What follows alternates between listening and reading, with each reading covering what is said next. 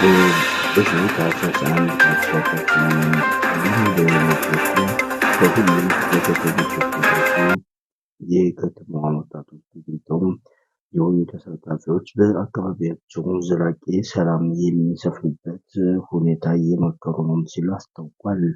በተጨማሪም የተለያዩ የልማትና የመልካም አስተዳደር ጥያቄዎችን እያቀረቡ መሆኑን አስታወቀም። በመድረኩ ብልጽግና ፓርቲ የአማራ ክልል ቅርንጫፍ ጽሕፈት ቤት ኃላፊ ሲሳይ፣ በፓርቲው የአደረጃጀት ዘርፍ ኃላፊ ደሳለኝ ጨምሮ ሌሎችም ከፍተኛ የስራ ኃላፊዎችም ተገኝተዋል ሲል አስታውቋል።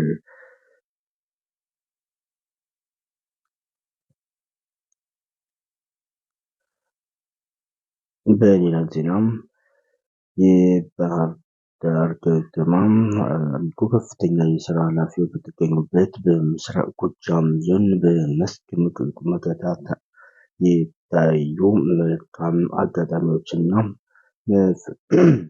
መፈታት የሚገባቸው ጉዳዮች ዙሪያ ውይይት ተካሂዷል።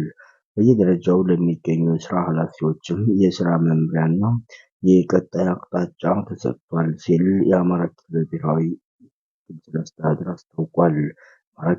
የአማራ ክልል ምክትል ርዕሰ መስተዳድር ሁሴን ዶክተር ባለፉት ዓመታትም በተሰሩ ስራዎች ውጤት መገኘቱን ገልጿል። አሁን ላይ ማህበረሰቡ ሰላም እንዲያረጋግጥ ያሳየው ተነሳሽነት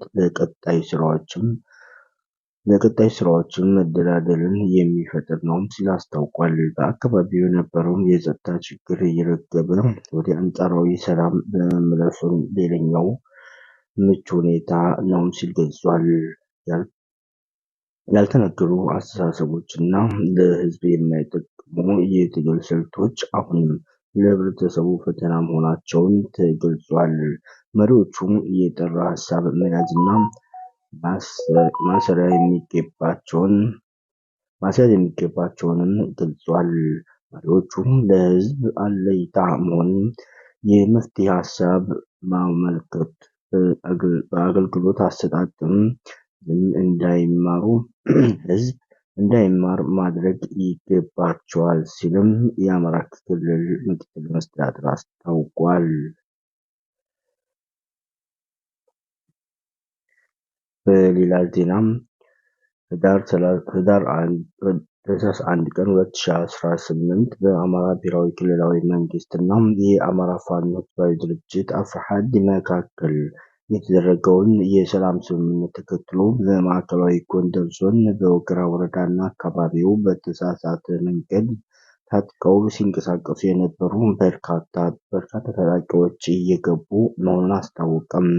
በዛሬው ዕለትም በወገራ ወረዳ የንፋዝ ወረዳ አዋሳኝ ቀበሌዎች ሲንቀሳቀሱ የነበሩ 35 ታጣቂዎች የሰላም ስምምነቱን መሰረት በማድረግ ገብተዋል።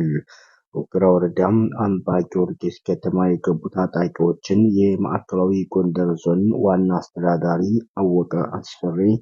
አወቀ አስፈሪ እና የዞኑ ፖሊስ መምሪያ አዛዥ ኮማንደር ደሳለኝ አበራ በስፍራው ተገኝተው አቀባበልም አድርገዋል። በአቀባበሉም ላይም አቶ አወቀ አስፈሪ እንደገለጹትም ከጦርነት ምንም ትርፍ እንደሌለ ተረድታችሁ የሰላም ስምምነትን መሰረት በማድረግ መምጣታችሁ ለአካባቢያችሁ ሰላምና ልማት ያላችሁን ተነሳሽነት የሚያመለክት ነው ሲል ገልጿል። በመንግስት የተደረሰውን የሰላም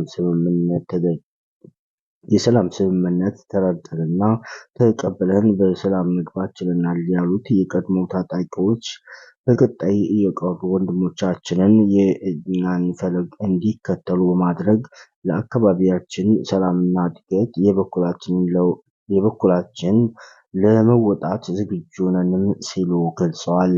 በአቀባበሉም የዞን ዋና አስተዳዳሪ አወቀ አስፈሪና የዞኑ ፖሊስ መምሪያ አዛዥ ኮማንደር ደሳለኝ አበራን ጨምሮ የወረዳው አመራሮችና የመከላከያ ሰራዊት አመራሮች መገኘታቸውን ማዕከላዊ ጎንደር ዞን ኮሚሽን ያደረሰው መረጃ ያመለክታል።